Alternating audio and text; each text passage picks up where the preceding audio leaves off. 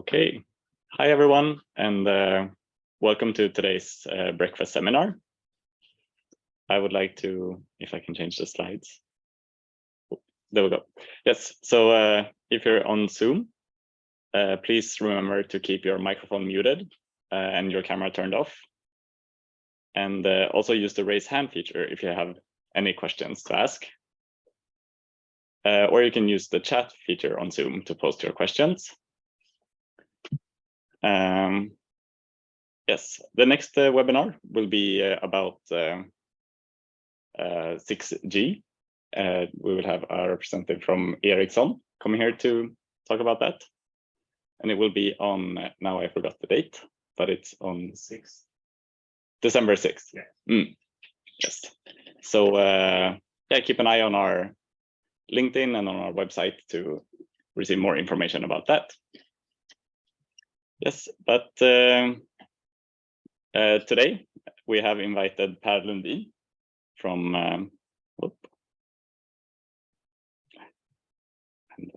we have invited Per Lundin from Chalmers. Per got his PhD from KTH and is now working at the Department of History of Technology in Gothenburg at Chalmers. And he will talk about how society and the built environment has been shaped by, but has also shaped the emergence and increased use of cars. And I am really looking forward to hearing more about this topic, because I find it very important to really have an understanding of the system that we here at ITRL are working to somehow change, or working with technologies that could have an impact on it. So after the presentation, we will have a time for a Q&A. So please save any questions until then, or type them in the Zoom chat, and we will make sure that they reach Per. And with that, I would like to hand over to you, and we just have to change the computers. Thank you. Erik, du behöver inte koppla in den här, va? Precis. Just det.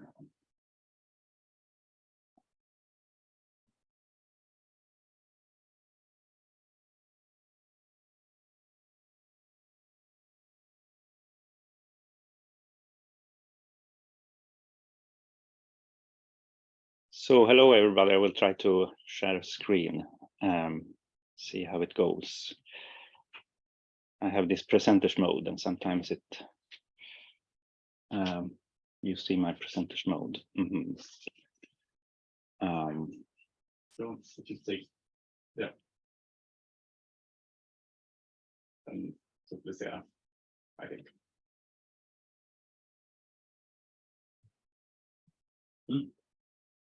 Otherwise, I can just remove them like this.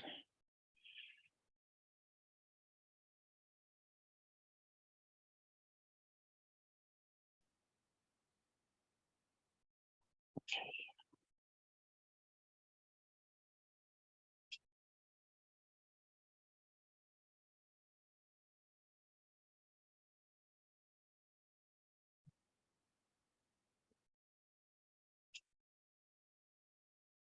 So can you see my first slide now without a preview? So thank you for inviting me to this breakfast talk, perhaps you call it.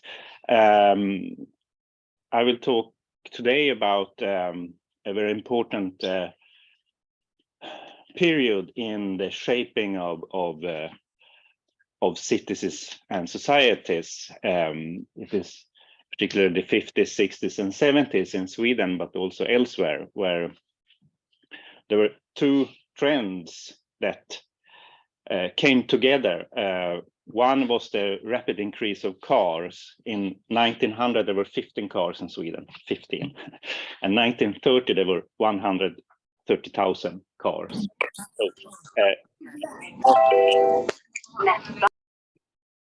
In a very short time. And 1950, 20 years later, there were 250,000 cars.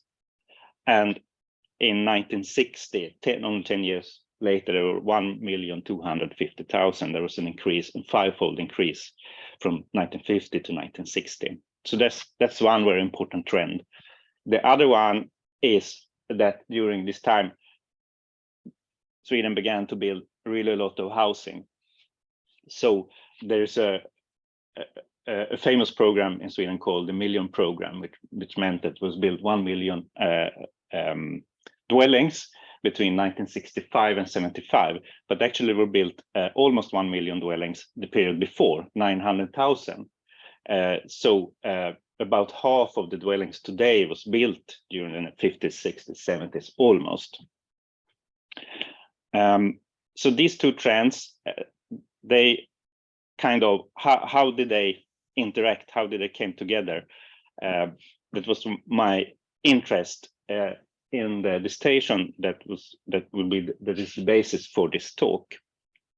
And then I noticed that there were people, engineers, architects mainly, that they had this idea, how they had this dream, they call it a dream actually, a dream of a car society, a society that was adapted to the car.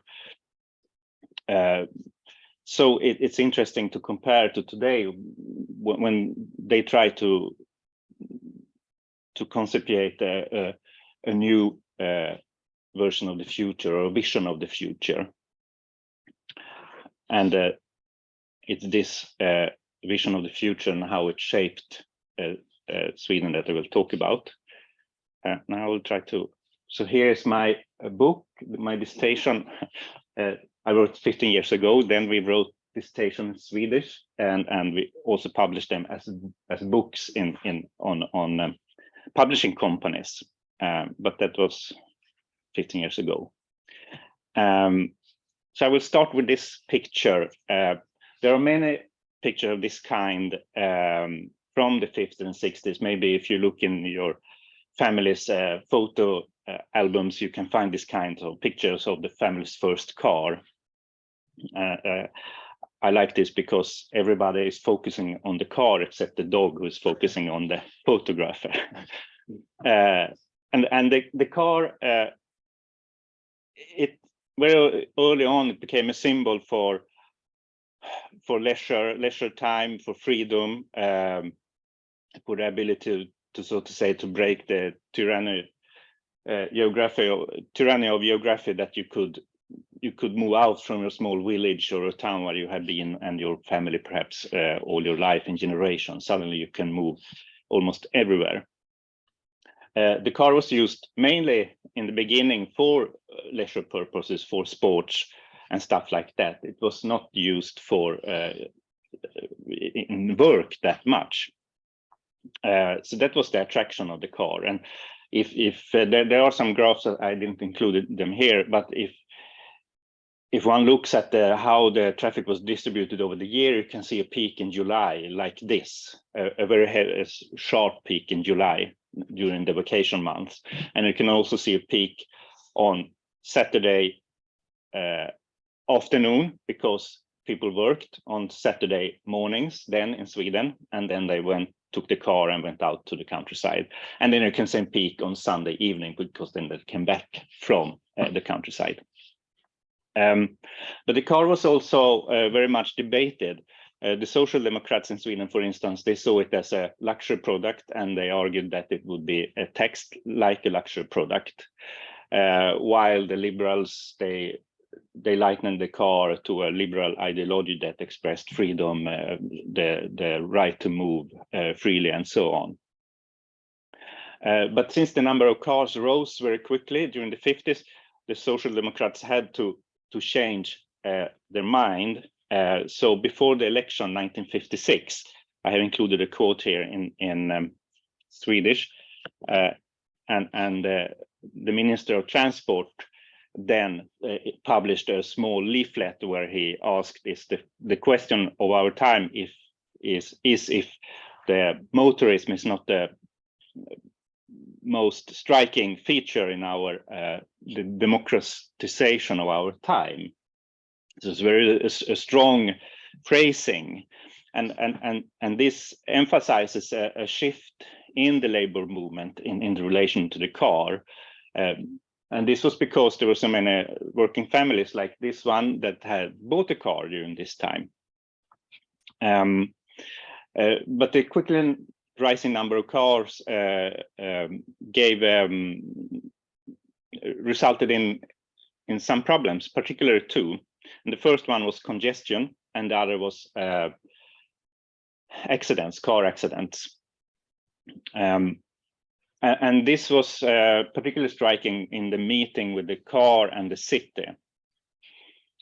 Here you can see a brochure from 1958 published by Stockholm's Handelskammare, where they just realize or state that the car society is at the door. This was the future, and we had to adapt.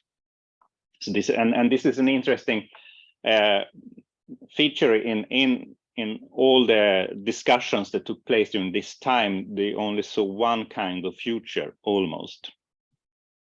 So congestion, the cities is built during the 19th century particularly, and expanded during the early 20th century.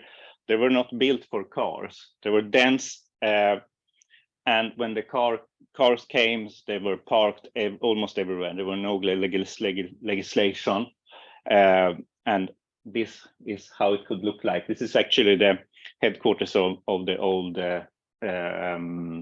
Televerket, Telegrafstyrelsen as it was called then.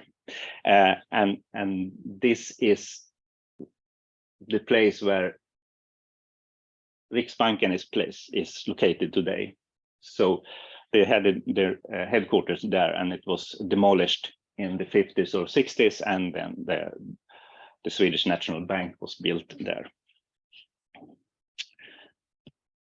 And the more serious problem was road traffic accidents. In 1946, there were 461 fatalities, and only 7 years later, this figure had doubled to 923.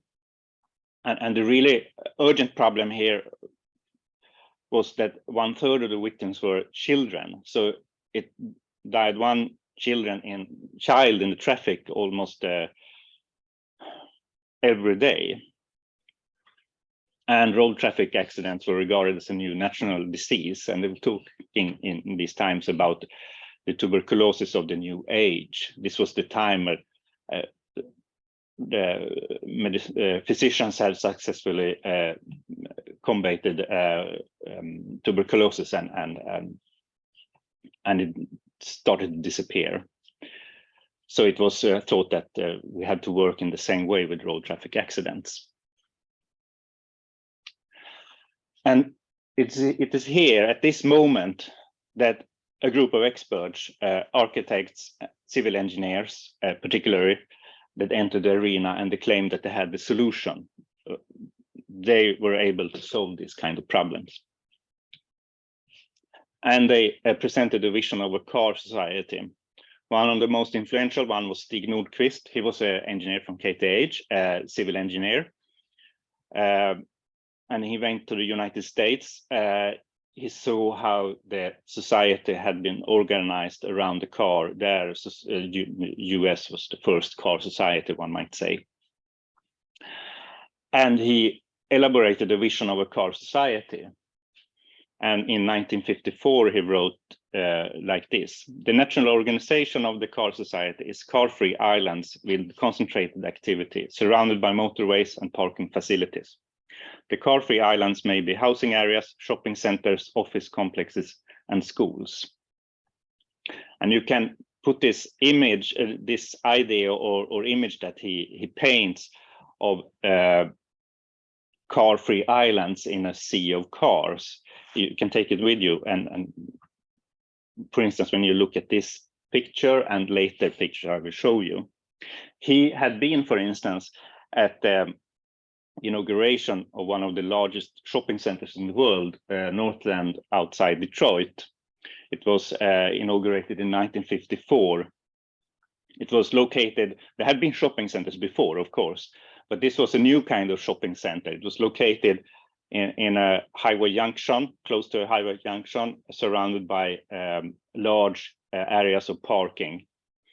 And one striking feature with this shopping center, it's often called malls, shopping malls, and in the malls you are walking. So all the activity were focused on the inside. There were no windows, so you shouldn't look outside. You should focus on the shopping and on the inside of this building. So it was a new way of designing buildings. There were other images circulating around that time. Also, Pentagon was one where famous building, of course, and a picture that was circulated very often. And you could just replace actually this shopping center with Pentagon, and it would be almost it would be the picture. And when he came home, and others, he was not the only one who went to the US. A conference was organized here at KTH at the largest lecture hall. 15 years ago, it was called F1. I don't know the number now. I think they changed the numbering, but it took almost 600 people. And Uno Orén, one of the most famous Swedish architects, he organized a conference called Bilstaden, the Car City Conference. And Uno Orén, he had introduced functionalism, a particular architectural style in Swedish, and was one of the foremost theoreticians of this new style. And he also had built and designed the first functionalistic building in Sweden, which actually is the Kårhuset here at KTH, built in 1928. And when he introduced this team at the conference, he said this: the enormous expansion in motoring has become the most acute problem of social planning, but the car must not be seen as something that causes trouble in social planning. We must focus on motoring as a positive factor of great significance in our way of life. We must therefore examine whether the car ought not to lead to a new thinking in town planning. One good way of doing this is to study how to plan for a car city, a new city that is really designed to take account of the car. So here is established a new pattern, a new understanding of what the city should be like. And this was not the only manifesto that focused on the idea of a car city, a city adapted to the car. There were similar manifestos that were circulating around Western Europe at this time, but this was one of the earliest. And I think one important explanation, of course, is that Sweden hadn't taken part in the Second World War, and we still had quite good and strong economy. We could afford buying cars. We could also afford demolishing our cities for adapting the car. But here you can see some of the important idea manifestos from this time. And all had this common feature, and it was that they saw the city as the problem, not the car. So it was the city that had to be changed, not the car or motoring. And this is one of the most aesthetically appealing images of the car society in the new suburbia, at least in my mind. This is the sketches, one of the first sketches of a suburb in Sweden. If you are from Stockholm, you are familiar with Täby and Täby Storcentrum. And it was built in the end of the 1960s. And this is one of the first sketches of this new suburb, and you can see to the left the new center as it was conceived by Sune Lindström, the architect. And it has several interesting features. First of all, you can see that American cars are introduced in the picture, but it was very, very rare in Sweden at that time to have American cars. Almost all cars were German, actually, and otherwise they were Swedish. It was too expensive for Swedes to have American cars at that time. You can also see that they are driving on the left side because we changed to right lane traffic in 1967. And then you can see this kind of highway building with blocks of concrete instead of asphalt.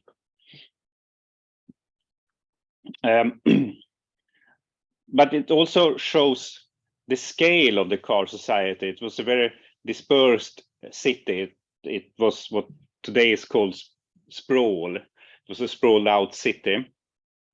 And from the point of view of the architect, and this was an architect who painted this, he wanted to convey an aesthetic of a society that could be captured when you were in the car. So when you were speeding around 100 kilometers per hour, you should be able to catch and to understand the shapes of the buildings and of the society. And that's why it couldn't be small details in the buildings. They had to be huge blocks that you could appreciate from distance. And these are also buildings that if you come to Arlanda by plane, you can see them very clearly from above. So with the car city, with the car came also the large scale, the big scale. Here you can see the architect, Sune Lindström, he was called, who designed this new suburb.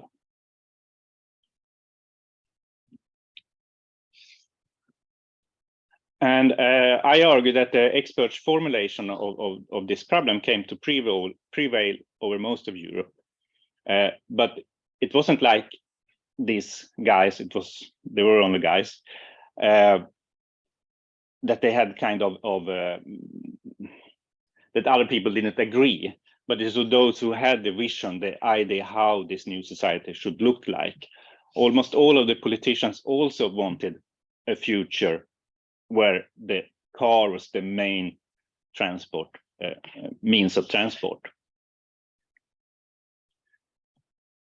And what happened during this time is that this ideal of the car city were codified in norms or guidelines for how to build cities. And as I said, there were particularly two problems. One was congestion and the other was car accidents. And as you will see, it was on those areas that these guidelines were focused. So very early on, already 54 came the first ideas of a guideline for parking, how to coping with the parking problem in Sweden. It may sound very like a basic problem, but it's so important for cities. And already when the number of cars rose in the 1930s, they saw Swedish architects and city planners saw that the car will become a really big problem for the old cities. Some of them even built during medieval times with very dense city centers. And these guidelines were modeled on US guidelines. It was said that this basis for them was scientific, but they really lacked data, so they took American data. And although there were criticism that they lacked data and that they would have needed more time to be elaborated, they were rushed forward because, as someone said, it was better than nothing. And it was also this idea that since we are going to plan for a car society, it's better to have the guidelines from the United States. It's a more developed car society. And then we will come there eventually. So guidelines for parking were established. And this became very influential because in order to, when you wanted to build a house in the city, you needed a permit from the municipality, from the authorities. And in order to get the permit, you had to fulfill these norms, these suggested, you have to build a required amount of parking. And the other set of guidelines were focused on traffic safety.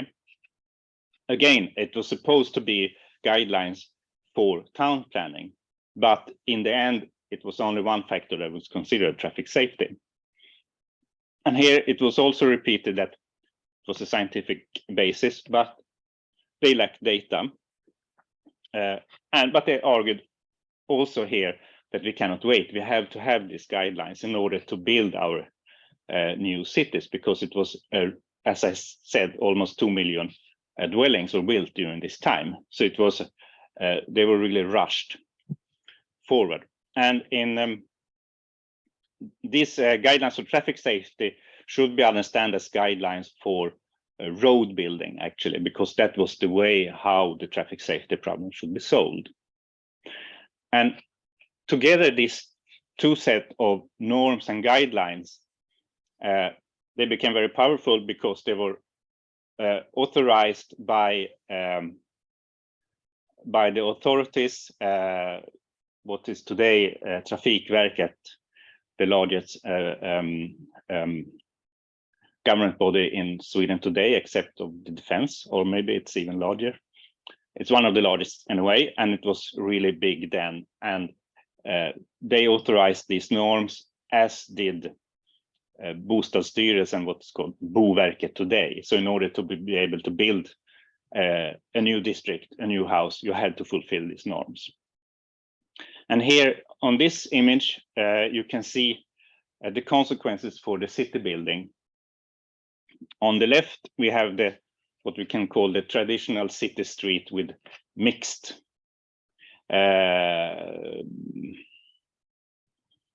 where you mix housing and other activities like schools, shops, and so on. And to the right, you can see the new way of planning cities, where you start with a road network. So you have the road for fast traffic, and then you decrease the speed and to us in a smaller street, and then to a smaller street, and in a smaller street, and then you are at your house. And at the house there are parking, and this system, the car system, is separated from the walking system, which is showed here on the picture with dots. So the walking system, which included bikes, should never meet, in theory at least, the road system. It was an ingenious way of solving the traffic, the problem with traffic accidents, the accident problem. But the result was that a completely different city scape. So in real life, these two different ways of understanding the city looks like this. On the left side, this is actually Hornsgatan in Stockholm, a classic city street with mixed traffic. Also, housing are mixed with shopping and so on. And to the right, this is from Storvreta outside Tumba in south of Stockholm, but it could be almost anywhere in Sweden. It's a housing area from the Million program, built on the basis of the scuffed system. Interestingly, there are no cars in this car-based vision of the future. Quite striking.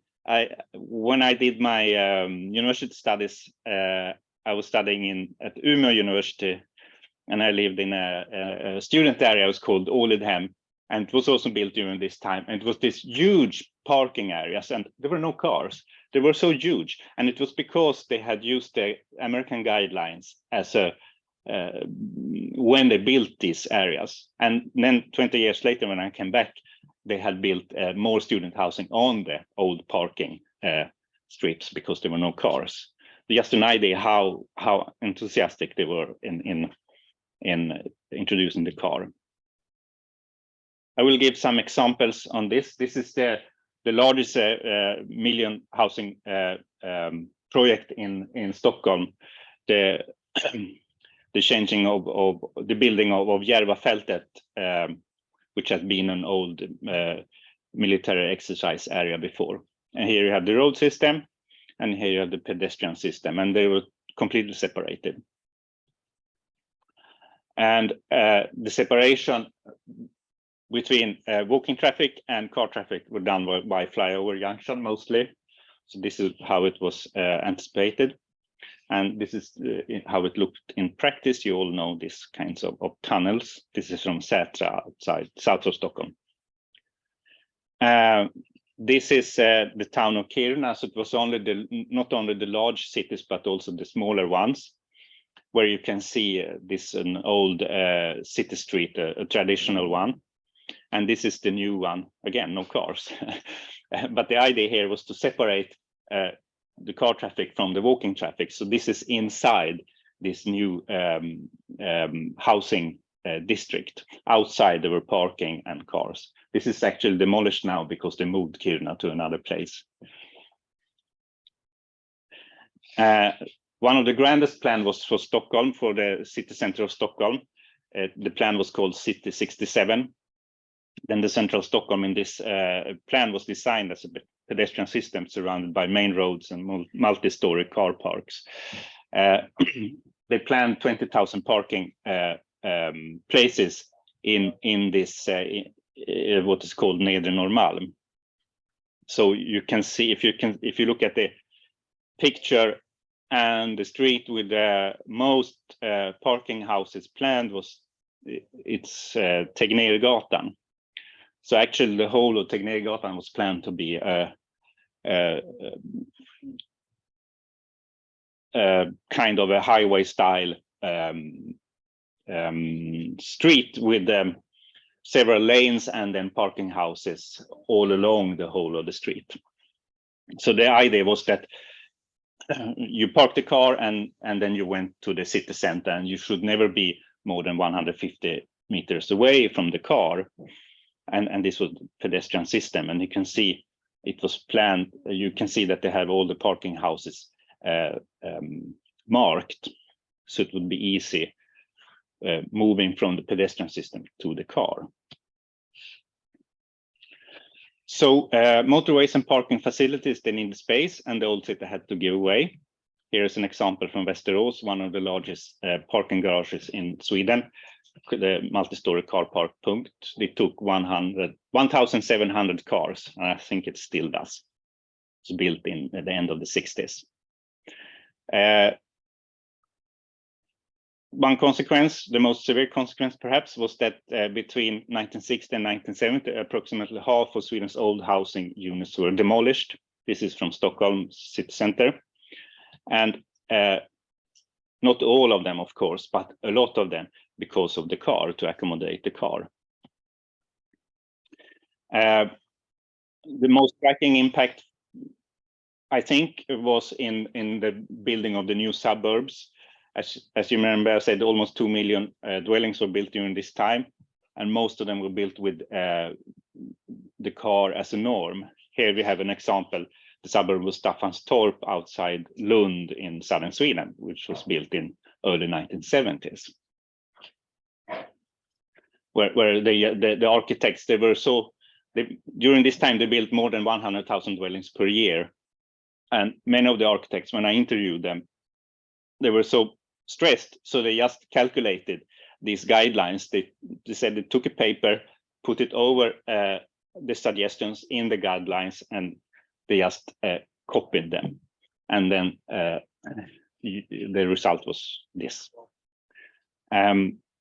Another trend that began in the 1960s was the introduction of shopping malls, of car-based shopping malls, like the one like the ones in the US Northland outside Detroit, and not as many cars and not as big, of course. But this is the first one, a Valbo shopping center outside Gävle, inaugurated in 1969. Sweden's first car-dependent shopping center. And this is a trend that has accelerated the last 30 years or so. We have seen a growth on an urban landscape consisting of motorways, parking facilities, service facilities, shopping malls, and fast food restaurants. So kind of the car society implemented. I think I have lost one image. Okay, it doesn't matter. I had one image after this one that showed the reshaping of the city centers. Sweden were unique in this sense that we demolished really a lot of city centers. Of the large cities, it's only Lund actually that have preserved the old city center. Only Lund. The rest of them have demolished parts or almost the whole of the city center. In my concluding discussion, I would emphasize 3 things. First is the role of visions, and the other one is guidelines as a frozen ideology.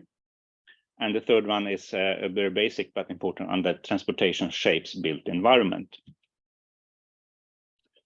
The visions, the ideas that these experts have been talking about, they became very important. They became, in a sense, self-fulfilling, because when, for instance, Ren talked about the car city here at KTH, he and his colleagues, they sat at very influential positions. They were sitting at the authorities that decided how the new cities should look like.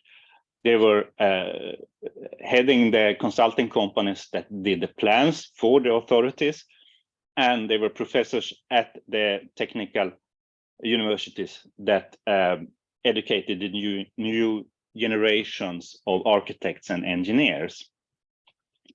So that's why they became really influential, and their visions became very influential.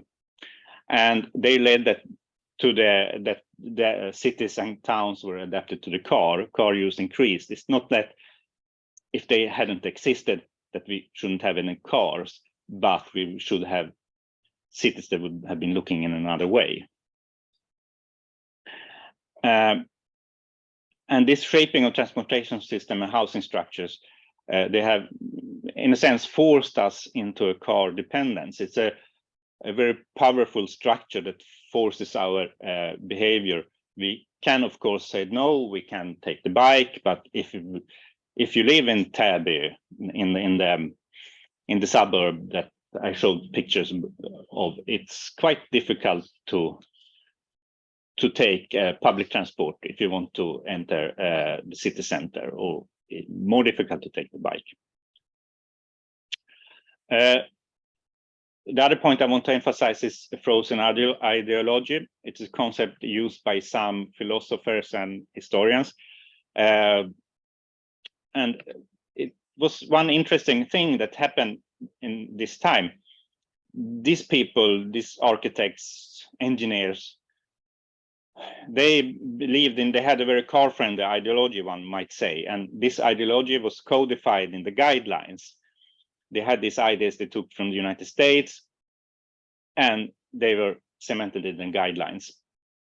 But in the 1970s and even late 1960s, there were a number of popular protests against the demolition, particularly the demolition of city centers, but also the building of highways. And you have a poster here on the right. I like this poster from the 1960s. They are so black and white in a symbolic way. And it says, clean air before dirty profit. And here you have, of course, the car society is one aspect, the other ones of the big corporations and so on. But the interesting thing is that many of the experts, they began to listen to this protest, and they changed their mind. So one of the most influential one, he started the first walking association in Sweden. Another one, he became chair of the biking, or the largest biking organization in Sweden. So, and another one started to write about the flaneur that was walking around this kind of old city centers. So many of them really changed their mind, but it didn't matter very much, because the old ideology that they had been cemented or frozen in the guideline and also in the buildings. So even if they had changed their mind, the old ideas were stuck in these guidelines. And in a sense, they are still there, because we are using we are using not particularly these guidelines, but the antecedent or what's called their successors. My last point is that transportation shapes housing and cities, and to a very high extent. And it's important to bear in mind the durability of infrastructure and the built environment. If you take the Swedish railroads, they were built in the mid-19th century following certain paths, and they are still following the same paths. And the cities that were established along the railroads of Sweden in the late 19th century, they are still there today. So the infrastructure, it's extremely durable. It's very difficult to change. Once it's there, it tends to be there. And the highways and the parking lots that were built in the 1950s and the 60s, they're usually still there, and will be very difficult to take away. And that's why it's very important to think before you decide on infrastructure, because it will shape the future of several generations. And that's why I would like to argue that co-planning of transportation and cities, or co-planning of transportation and housing, is essential. So there's a tendency to plan the transportation system first, like in this picture, and then the housing come afterwards. I think that's a big mistake. They should be co-planned. If you look at the more attractive suburbs in, for instance, take Stockholm, many of them were built during the tramway era, one might say, and the tramways and the housing districts, they were co-planned at this time. So they built the tramway and the housing area, and they built it together. So it was a kind of a holistic thinking that transportation and housing were planned together. So self-driving cars, just some notes. I fear perhaps that we will end up with a car society 2.0. I'm not sure, but there's a risk. If you look at the big national report, Vägen till självkörande fordon, the road towards self-driving vehicles, it came 2018. The point of departure was that Sweden shall welcome a fast introduction of self-driving cars. And the colleagues to me at Chalmers, they were talking about architects and city planners, that we have to adapt city planning to self-driving cars. And then my gut feeling is, shouldn't it be the other way around? Are we risking to repeat past mistakes here? Because I think that this very fast adaptation of cars and the changing of the planning of cities in the 50s and 60s was perhaps the biggest infrastructural mistake of the 20th century. And I think instead of repeating it, we should try to correct it. Thank you.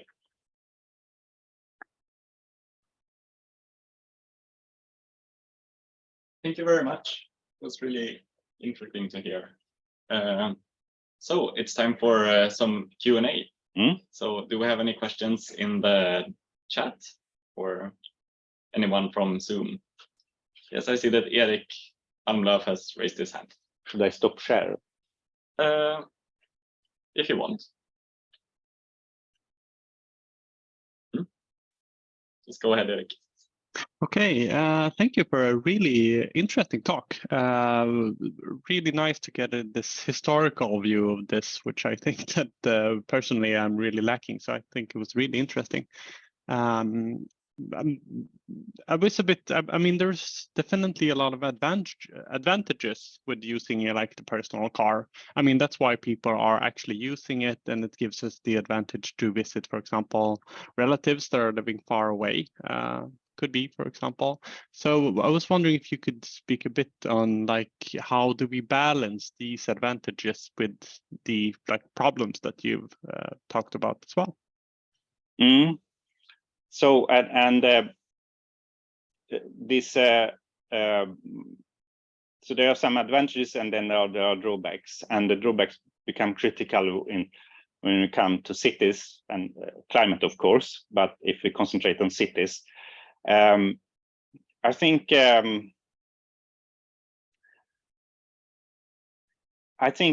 more efficient use of cars could be is one thing that should be strived for. The car is usually standing still 96% of its time, so it's strikingly inefficiently used. 96% of its time is standing still. And it's used for maybe 10, 11 years. Some say 17, but I believe the figure should be rather 10 to 11 years. And then we buy a new car. So it's a very inefficient use of energy and space. But as you say, there are some advantages, and how can we make use of them? I think, I would like to emphasize, it's not anything I have been researching or discussing in depth, but I think it's imperative to reduce the car ownership and use rather car pools or rental cars that are used in a more efficient way. And with the new digital technologies, that this should be much easier. I think, of course, also it's important to, particularly when it comes to cities, to regulate the size of the cars and to make a move from gasoline cars to electric cars, from large ones to smaller ones. But much more important is to reduce the car ownership and try to find new solutions for the car mobility. Thank you. And then I see we have a question from Anna Kraners. Hi. Thanks for a very interesting presentation. I wonder if you see alternatives. I mean, are we going to have self-driving cars if we don't if we don't remake the infrastructure in order for them to be able to drive? I see that maybe we need to, change the infrastructure to be able to have these cars. But then you could question if we should have these cars or not in the cities. Maybe they should be outside cities. That is one of my questions. Do you see alternatives how we can do this? And then I just wanted to comment on Täby, because I've lived in Täby almost my whole life, and it's really so that they have built one of the best bike infrastructures around Stockholm. And even so, there is really a car society. So I don't know if it helps. So the infrastructure is here, and also public transport, but still people chose the car. So it must be something else. Yeah, I think it's the design of the suburb that makes it so car dependent, because it's, if you design for one means of transportation, it will be very difficult for the other ones. It's like in the dense cities, it's difficult for the car, but it's very easy for the bike and for the people who are walking. So that's why the planning of the cities and the infrastructures is so essential.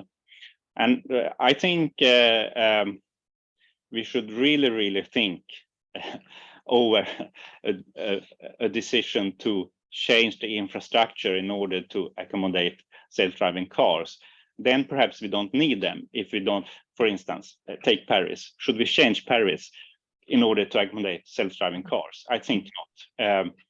So maybe Paris should be the way forward. And Paris is now making very interesting moves where they are reducing car traffic in the city center. They're introducing biking lanes. It's easier for for pedestrians, and they have stopped through traffic in central areas for car traffic.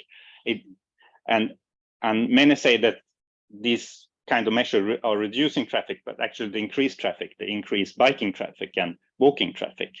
But it's so easy to think only in means of the car as the only means of transportation.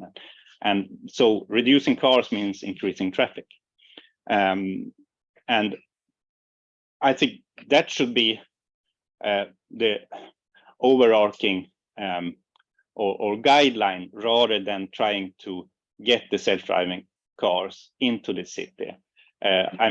It doesn't mean that I'm against self-driving cars, but I'm against cars reshaping the city. Yeah. Probably we can't have both. That's the problem. Okay, thank you. Yes, and then we have a question from the chat from Albin Engholm. Says, thanks for a really interesting talk. But asks, was there also a role for road freight transport, trucks, as part of the vision of the car society? If so, what were the main ideas, and did it have any influence on urban planning, etc.? That should be researched more, but I'm pretty positive that it had a quite important role. Often when we talk about transportation visions, we don't consider the freight traffic. When we talk about railroads today, we don't talk about freight traffic, we only talk about personal traffic. But freight is really important. And during this time, in the beginning of this period, in the 40s and the 50s, most of the freight were transported by means of railroads, and then there's a shift to lorries. And when it comes to cities, they designed, at least in Stockholm, distribution systems for the freight traffic that needed this ample space. But on the other hand, the freight traffic, it doesn't need parking in the same sense. So it's, in that sense, it's not that critical for cities, for the shaping of cities. We can still have room for the freight traffic. But there is an ingenious way of organizing it in Stockholm, underneath NK, for instance, this kind of almost invisible world of freight. But of course, I think again here it's important to area is critical when it comes to cities, and using car-based systems. They are using really a lot of area space, and space is expensive, and it's very attractive. So we need to think before we start to use this space for only one means of transportation. And perhaps freight can be also organized in a more efficient manner with the help of rails and other means of transport. And then I think Mia Hesselgren was first to raise her hand. Thank you. So thanks a lot, Per, for interesting talk. And I also agree a lot with your findings and what you were discussing of the role of visions, for example, and especially when infrastructure and sort of built environment with the incredibly long lifetime that these system structures have. So I'm wondering, because you were talking about how seeing transport and seeing sort of building housing as solving problems. You were discussing it as sort of, and how this was the way of framing it back in the 60s, that you had to solve these problems. At the same time,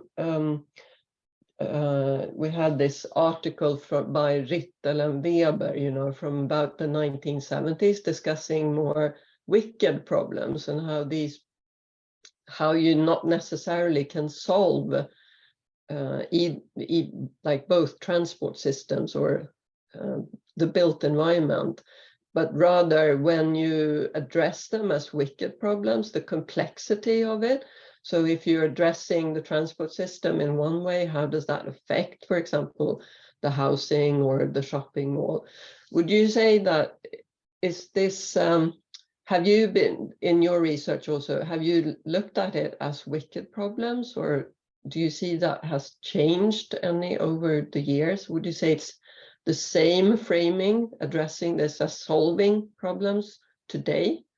Yes. Or how do you see this? Yes, an intriguing question. I think from the perspective of city planning of housing areas, that the architects in the 1940s, 30s, even early 50s, they saw every area as a unique planning problem. They they considered the geography of the place and the planned after this geography. So every project was in a sense unique. I think that could be described that with a theory of that they saw it actually as a wicked problem, that every unique area needed a unique solution. But this changed very rapidly, and the large scale planning enters, and then everything is planned in the same way.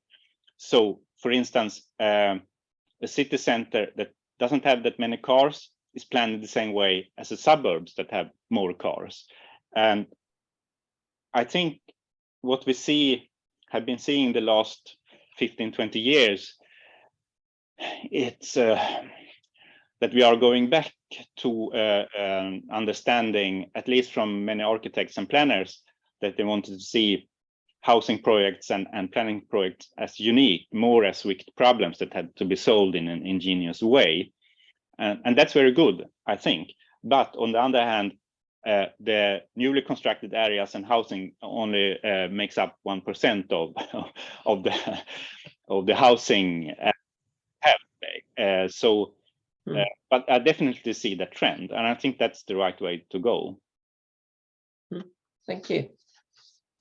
I think we have time for one final question, and Sasha Schluter has raised your hand. Yeah, thank you as well for the very nice talk. I was interested in your main reason why we still use cars then, if we have all these manifold problems with accidents and congestion and all these ecological problems as well. And what would be, in your view, one of the most important things one would have to change on an individual, societal, economic level to do something about that? Thank you. Yeah, thank you. So I mean, infrastructure is very durable, and it shapes our behavior. And once we have built in, for instance, the car, it becomes a custom to use the car. It becomes a way of life, and then it becomes very controversial to change. Everything that is connected to tradition is very controversial to change. It was so in the past, and it's so today, and it will be so in the future. And it's very difficult to change, I think. But so how do we change this, in my mind, very inefficient transportation systems? I think we need to have, it's imperative that we have attractive alternatives. We cannot just say we should stop car use. Okay, we can say it, but politically it's impossible. But if we have attractive alternatives like rails, like good biking lanes, then cities that doesn't need as much car use as the sprawled city, then the need for the car will decrease, and I think that's the way to go. So it's no quick fix. It will be a long way to go. Thank you. Yes. But then we have unfortunately run out of time. But thank you so much for your presentation, and thanks for everyone who asked questions. It was a really interesting discussion, I think. Thank you. And yeah, make sure to keep an eye on our LinkedIn and website for our next breakfast seminar on December 6th about 6G. Until next time.